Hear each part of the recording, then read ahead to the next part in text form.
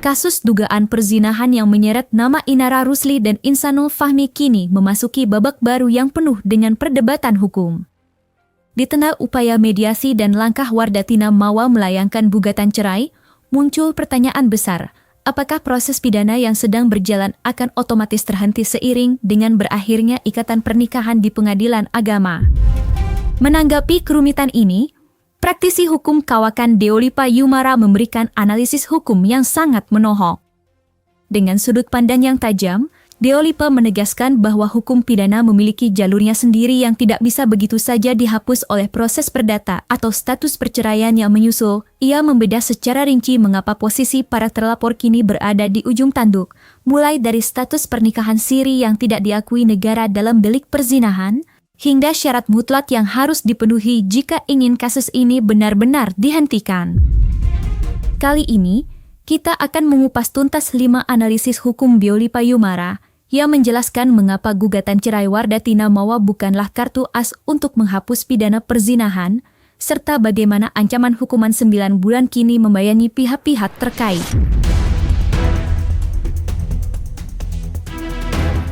Beberapa waktu lalu, kuasa hukum Inara Rusli, Lecumanan, berasumsi bahwa dengan adanya gugatan cerai dari Wardatina Mawa, maka masalah hukum antara Insanul Fahmi dan Inara Rusli akan selesai dengan sendirinya. Namun, Deolipa Yumara memberikan penegasan hukum yang berbeda.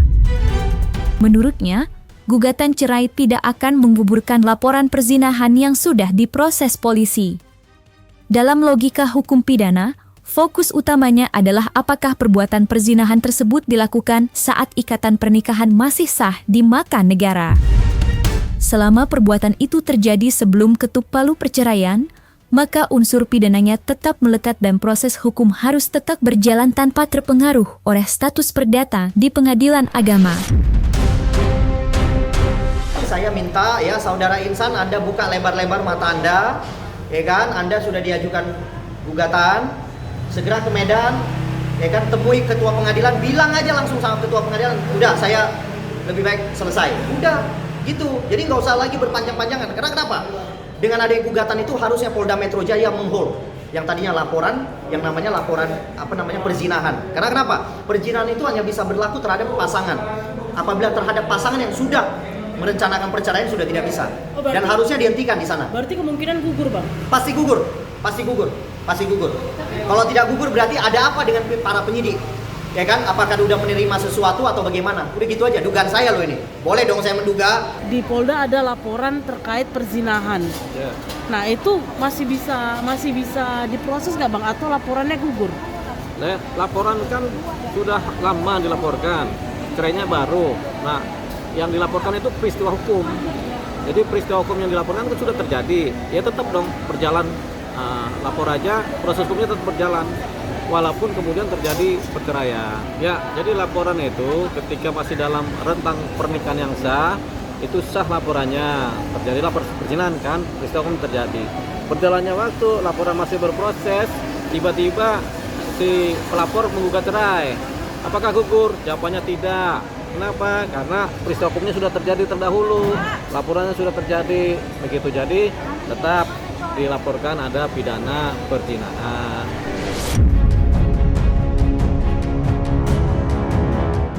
Deolipa Yumara menegaskan bahwa dalam kasus ini, bola panas sepenuhnya berada di tangan Wardatina Mawa. Sebagai delik aduan absolut, laporan perzinahan memiliki karakteristik hukum yang unik. Ia tidak bisa diproses tanpa aduan, dan ia pun tidak bisa dihentikan oleh siapapun termasuk pihak kepolisian kecuali oleh sang pengadu itu sendiri.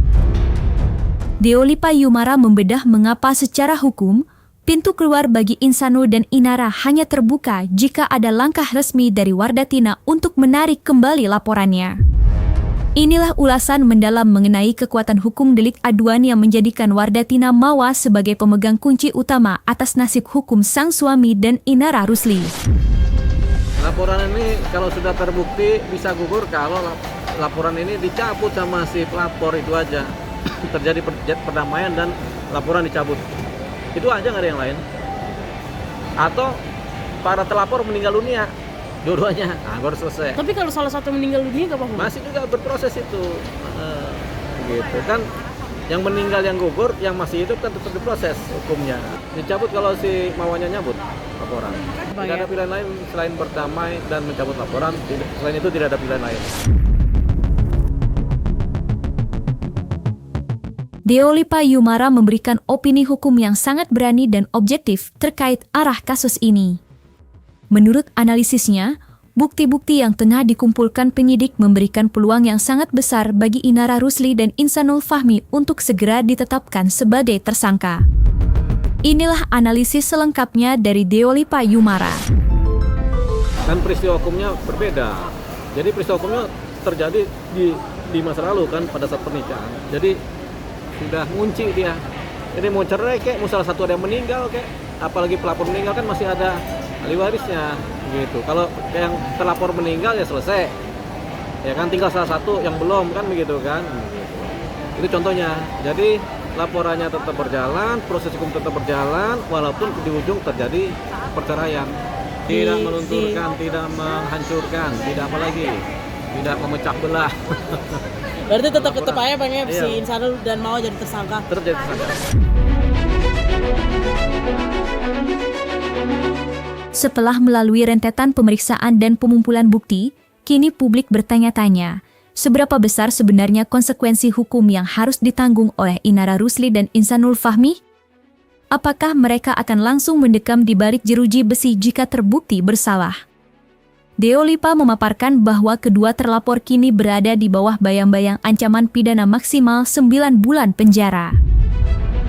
Namun, di balik ancaman tersebut, terdapat sebuah celah prosedural yang menarik untuk dibahas. Deolipa menjelaskan mengapa secara hukum, Inara dan Insanul kemungkinan besar tidak akan langsung ditahan selama proses penyidikan berlangsung. Namun, perlu diingat, status tanpa wajib tahan ini bukanlah tiket bebas, melainkan sebuah aturan teknis yang tetap memiliki catatan khusus di tangan penyidik. Iya, 9 bulan. 9 bulan. Berarti itu tidak ditahan Bang? Apa? Tidak ada ditahan kalau. Wajib lapor? Wajib lapor paling kalau terjadi ya, wajib lapor aja. Kalau nggak perlu wajib lapor itu. Tinggal di persidangan aja. Proses sidang aja dia datang gitu.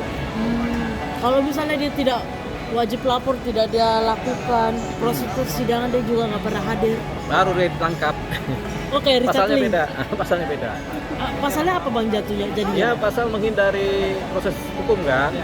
Barang siapa ketika dipanggil tidak datang, tidak muncul-muncul, maka berlaku pasal A, B, C, D. Bisa, dia tersangka nantinya. Kan pelaku. Tapi belum tentu ditahan. Ya nggak ditahan kalau persidangan itu. Bukan belum tentu tidak ditahan karena ancaman hukumnya cuma 9 bulan.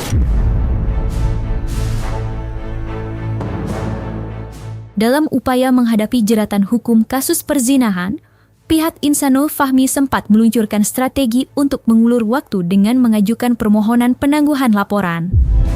Praktisi hukum Deolipa Yumara hadir dengan opini tajam yang seketika mematahkan harapan tersebut. Melalui logika hukum yang presisi, Deolipa menegaskan bahwa laporan pidana perzinahan tidak bisa digantungkan pada perkara lain yang tidak berkaitan langsung dengan unsur utamanya. Bang, dan Insanul juga meminta penangguhan laporan ini Bang. Nggak bisa laporan ditangguhkan itu, tetap berproses.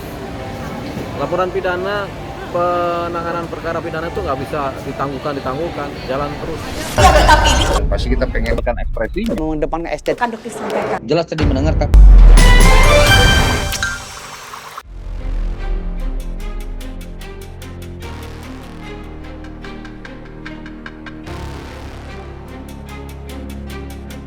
Nah, selesai sudah Cumi Lovers. Jangan lupa untuk like, subscribe, dan juga share channel YouTube Cumi Cumi.